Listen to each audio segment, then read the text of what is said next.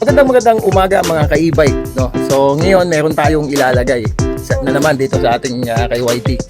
So kung matatandaan nyo sa mga follower ko sa nakakapansin, ito iba, ito pinalagay ni Mrs. yan kasi nag-aaral pa lang siya mag-drive.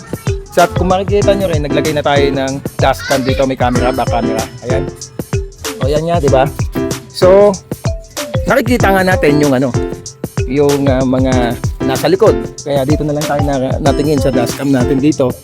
Kahit na hindi natin masyadong tingnan na tong ating side mirror kasi mas kita natin yung likod, no? So ngayon, ang gagawin natin, papalitan na natin at nagpagawa tayo, no? Kasi dahil nga nabubuli tayo, kaya so nagawa. So papalitan na natin kasi driver na rin naman yung misis ko, okay? So tara, palitan na natin.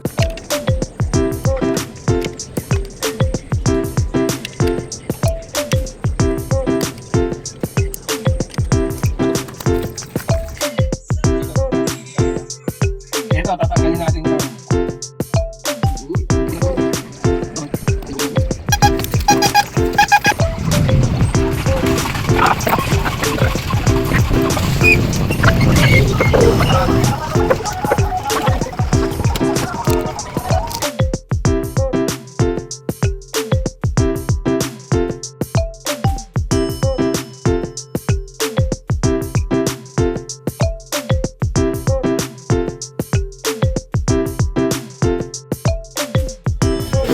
Kitang-kita, oh.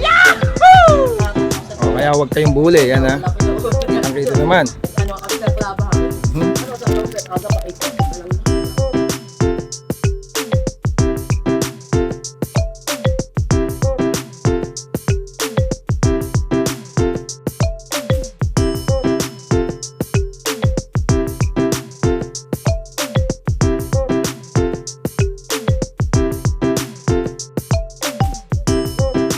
Yan.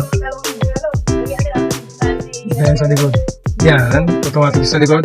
Ayan, kitang-kita, oh. Huwag kang buli.